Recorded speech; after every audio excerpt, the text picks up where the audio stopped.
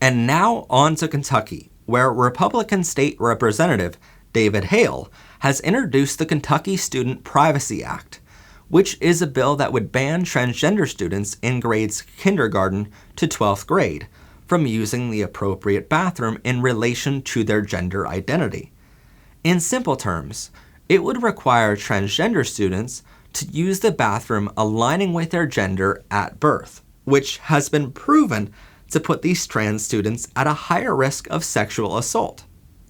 If the students don't want to use the wrong restroom, they would be allowed to use separate bathrooms, which the school designates for these students individually.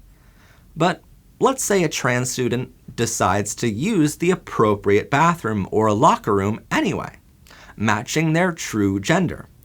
This bill would also make it easier for other students who encounter trans students in the appropriate bathroom or locker room the ability to sue the school much easier than ever before.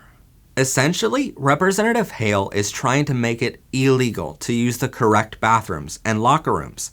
And if students use the correct bathrooms or lockers, he's making it easier for transphobic parents to sue state-funded schools.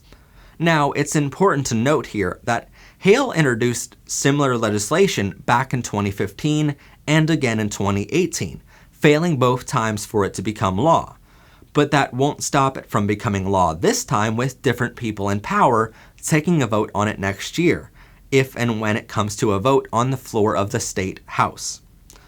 As you might remember, back in October, we covered the Boyerstown, PA school district being sued by their students for being too trans-friendly. And yes, that was a real court case that we talked about in this episode right here. And allowing transgender students to use the appropriate bathrooms. But that case failed, and the students eventually gave up on their lawsuit against the school.